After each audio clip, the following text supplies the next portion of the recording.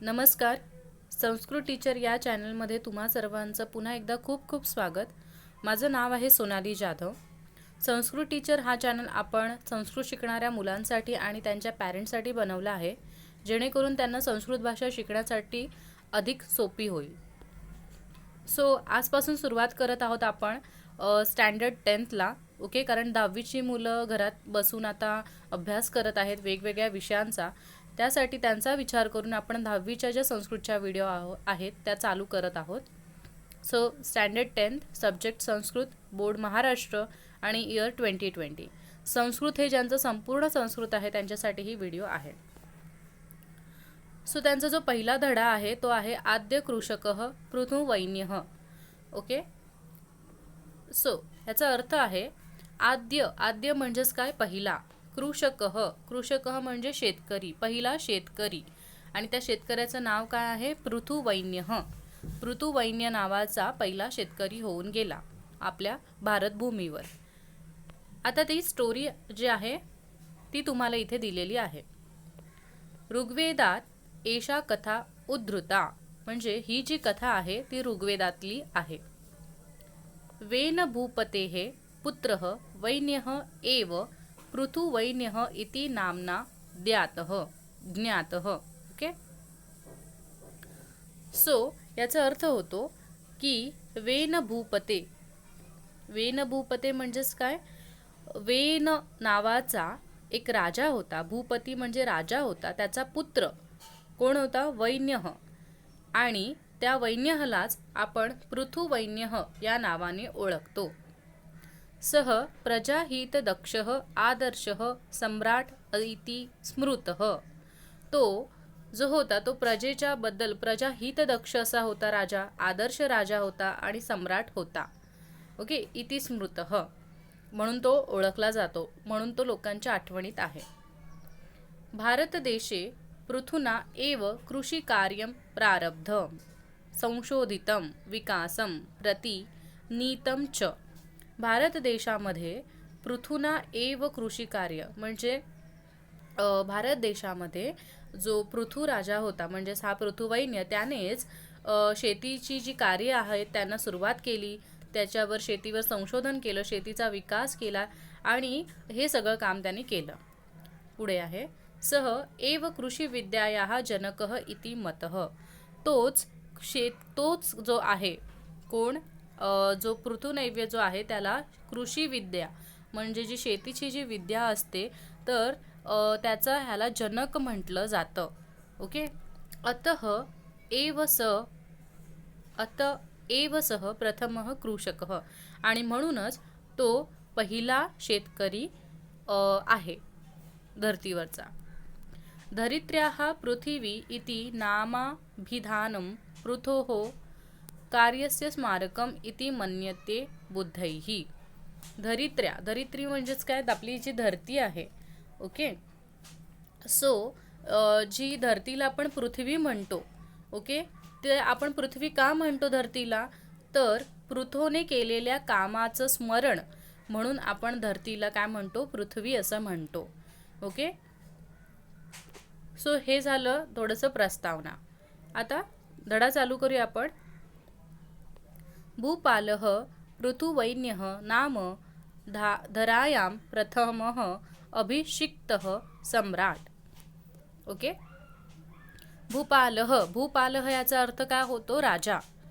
Okay, कोण राजा, पृथुवैन्य राजा म्हणजेच पृथ्वीवरील, धरायां म्हणजे पृथ्वीवरील, प्रथम अभिषिक्तः याचा अर्थ काय आहे, रीतीप्रमाणे, प्रोसेसप्रमाणे राज्याभिषेक झालेला एक सम्राट. ओके, पृथ्वीवर म्हणजे आपल्या भारतभूमीवर एकदम टिपिकल जी प्रोसेस असते राज्याभिषेकाची, तर राज्याभिषेकाच्या त्या पद्धतीनुसार ज्याचा राज्याभिषेक झाला असा जो सम्राट आहे त्याचं नाव काय आहे, पृथुवैन्य आहे. ठीक आहे. नेक्स्ट, प्रयाग क्षेत्रे पृथुनृपस्य राजधानी आसीत. प्रयाग क्षेत्र नावाची एक जागा आहे आणि ती जी जागा आहे, ते जे शहर आहे प्रयाग क्षेत्र नावाचं, ते ह्या पृथुनृपस्य म्हणजे ह्या पृथु राजाची ती राजधानी होती. आसीत पास्ट टेन्स आहे म्हणजे होती. राज्याभिषेक समये चारणाः पृथुनृपस्य स्तुतीं गातुम उत्सुकाः. तर राज्याभिषेक जेव्हा होत होता त्यावेळेला जे चारण होते, चारण म्हणजे कोण, तर चारण म्हणजे स्वर्गातील असे लोक असतात जे काय करतात, गातात.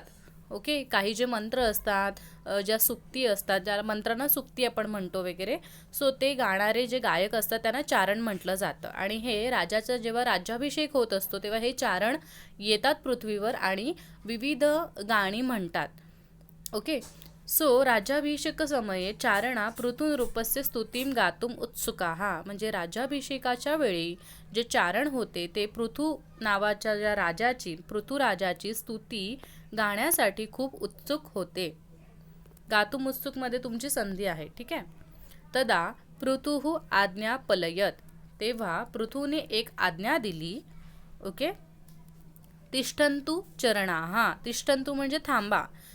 म्हणजे तुम्ही चरणांना, चरणा म्हणजे ती जी लोक होती त्या चारणांना त्यांनी सांगितलं की तुम्ही थांबा.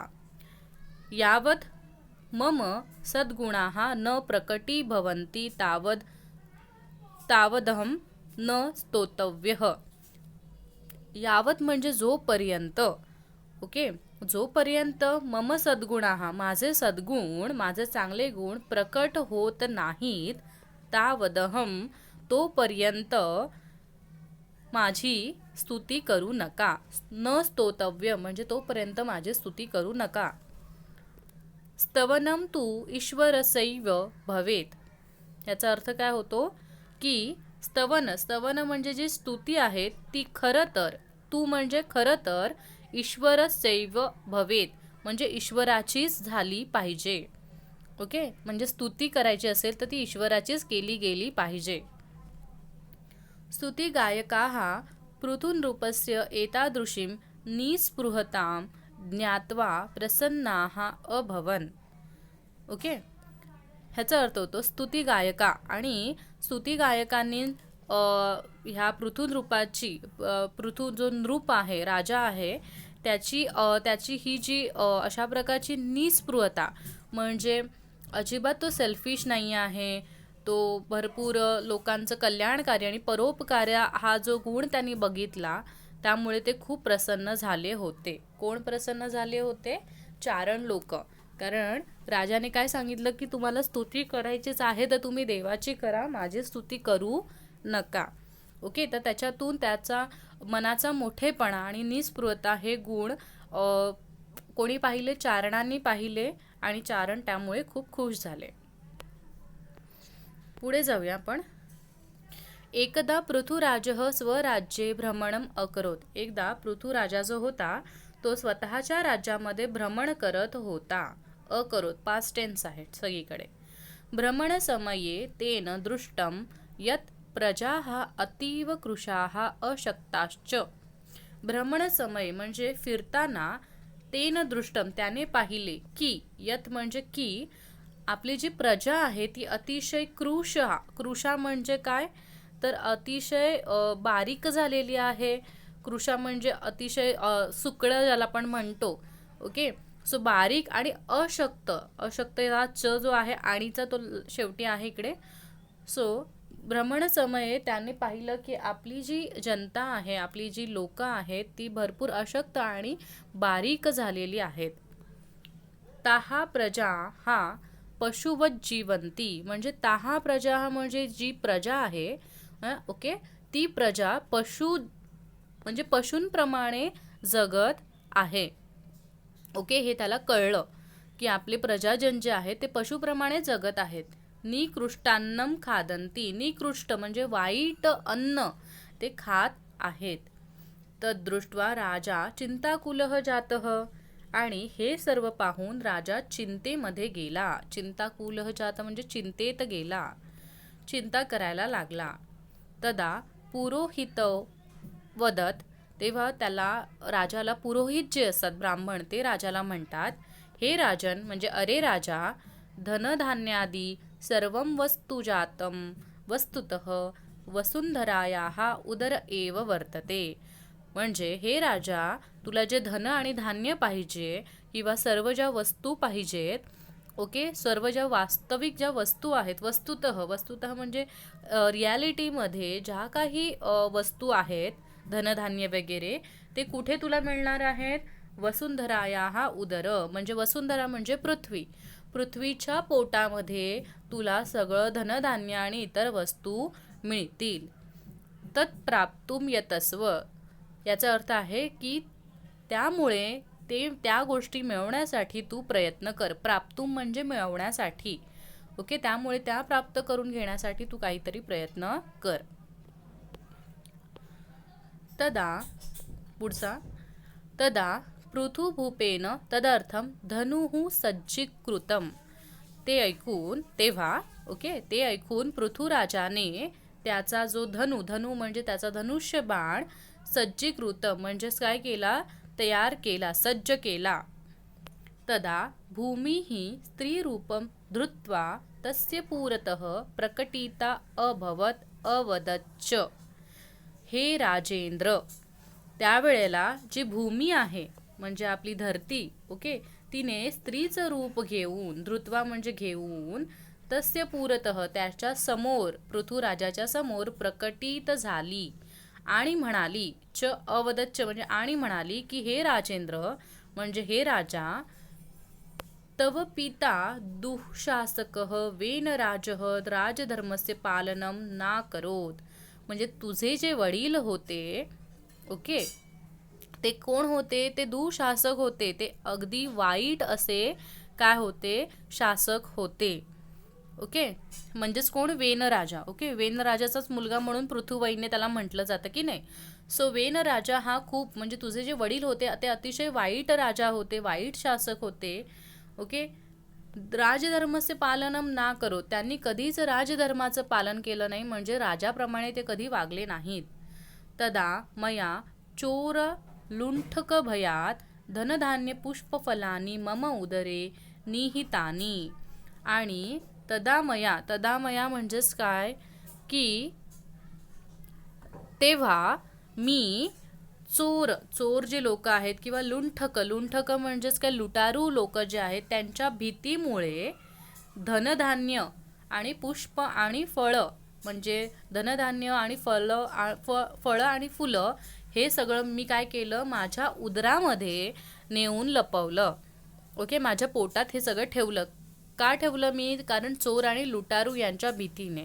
कारण तुझे जे वडील होते ते काय होते? चांगले शासक नव्हते, त्याच्यामुळे चोर आणि लुटारूंची भीती खूप होती आणि म्हणून ह्या सगळ्या गोष्टी मी माझ्या पोटात लपवून ठेवल्या, कारण त्या चोरीला जाऊ नये म्हणून. तू प्रजाहितदक्षः नृपः, पण तू तर प्रजेची काळजी घेणारा राजा आहेस. यदि त्वं प्रयत्नेन कृषिकार्यं करोषि तर्हि अहं प्रसन्ना भविष्यामि. यदि त्वं म्हणजेच काय? जर तू प्रयत्नपूर्वक शेतीची कामं केलीस तर्हि म्हणजे तर मी प्रसन्न होईन. भविष्यकाळ आहे म्हणून भविष्यामि सांगितलं तिथे. तर मी भविष्यात काय होईन? प्रसन्न होईन. अतः धनुः त्यज, म्हणून अतः म्हणजेच काय? म्हणून धनु, जो धनुष्य बाण तू सज्ज केलेला आहेस त्याचा त्याग कर, म्हणजे त्याचं काहीही काम नाही आहे इकडे. खनित्राणी हलान कुद्दालकान लवित्राणी च हस्ते गृहीत्वा प्रजाजनैः सह कृषिकार्यं कुरु. त्यामुळे तू काय घे? खनित्राणी म्हणजेच काय? खणण्याची हत्यारं घे. हलान म्हणजे नांगर घे. त्याच्यानंतर कुद्दालकान म्हणजेच कुदळ घे, विळे घे. लवित्राणी म्हणजे विळे. हे सगळं तू घे. ओके, च हस्ते गृहीत्वा हातात घे. आणि तुझी जी प्रजा आहे, प्रजाची जनता आहे, त्यांच्यासोबत तू काय कर? शेती सुरू कर. पुढे, भूमातुः उपदेशं मनसि निधाय पृथुवैन्यः नदीनां मार्गम् अवरुद्ध्य कृषिकार्यार्थं जलस्य उपयोगम अकरोत. ओके, तर भूमातेचा उपदेश म्हणजे भूमातेचा उपदेश मनात निधाय म्हणजे मनात ठेवून पृथुवैन्य राजाने नदीचा मार्ग जो नदीचा मार्ग आहे तो अवरुद्ध म्हणजे नदीचा मार्ग अडवून, नदीचं पाणी अडवून त्याने कृषी कार्यार्थम जलस्य उपयोगम अकरोत. त्यांनी त्या पाण्याचा उपयोग म्हणजे नदीच्या पाण्याला बांध घालून त्या पाण्याचा उपयोग शेती कार्यासाठी केला. पुढे वृष्टीजल संचयम कृत्वा जलव्यवस्थापनम अकरोत. ओके, सो वृष्टीजल म्हणजेच काय, पावसाचं पाणी. वृष्टीजल पावसाचे पाणी साठवून, संचयम म्हणजे साठवून, त्याने जलव्यवस्थापन केलं. जलव्यवस्थापन म्हणजे आपण रेन वॉटर हार्वेस्टिंग ज्याला आत्ताच्या काळात म्हणतो ते तेव्हाच्या काळात. ही ऋग्वेदातली स्टोरी आहे, म्हणजे हे ऋग्वेदात झालेलं आहे ऑलरेडी. सो म्हणजे भरपूर काळाच्या आधी हा जो पृथ्वीराजा होता त्याने नदीच्या पाण्यांना बांध घालून पावसाचं पाणी हार्वेस्ट करून ह्या सगळ्या गोष्टी केल्या होत्या. ठीक आहे. पुढे आहे भूमिम उर्वरताम कर्तुम प्रायतत. भूमिम म्हणजे जमीन, उर्वरताम म्हणजे सुपीक. भूमी जी आहे ती सुपीक करण्याचा सुद्धा त्याने खूप प्रयत्न केला. कारण जर भूमी फर्टाईल नसेल, जमीन फर्टाईल नसेल तर त्याच्यामध्ये शेती होऊ शकत नाही. सुपीकता खूप महत्त्वाची असते शेती होण्यासाठी. तदनंतरम तस्मिन क्षेत्रे जनाः धान्य बीजानी अवपन. तदनंतरम म्हणजे त्यानंतर त्या क्षेत्रामध्ये, म्हणजे जेव्हा तुमची नांगरणी होते तेव्हा त्यानंतर शेतामध्ये जी लोक असतात ती धान्याचं जे बीज असतात ते काय करतात, ते पेरतात. अवपन म्हणजे पेरणे, वपन म्हणजे पेरणे. का वापरलेलं आहे, कारण आपली स्टोरी पास्ट टेन्समध्ये आहे म्हणून. सह नैकेभ्यः वृक्षेभ्यः विविध प्रकारकाणां बीजानां संकलनं चयनं च परिश्रमेण अकरोत. ओके, सह नैकेभ्यः म्हणजेच काय, त्याने अनेक, नैकेभ्य म्हणजे अनेक, त्याने अनेक वृक्षांची विविध प्रकारची जी बीज होती, ज्या बिया होत्या त्यांचं संकलन केलं. म्हणजे काय केलं, त्याचं संकलन म्हणजे त्यांचं जमवाजमव केली. ओके, चयनम त्यांची निवड केली. ओके, चूज केले की कुठलं बीज हे जास्त क्वालिटेटिव्ह आहे. हे सगळं त्यांनी स्वतःच्या मेहनतीने काय केलं, प्रयत्नपूर्वक ह्या गोष्टी त्यांनी केल्या. ठीक आहे, त्याने अनेक वृक्षांच्या बियांचं संकलन केलं आणि निवड हे सगळं परिश्रमाने केलं.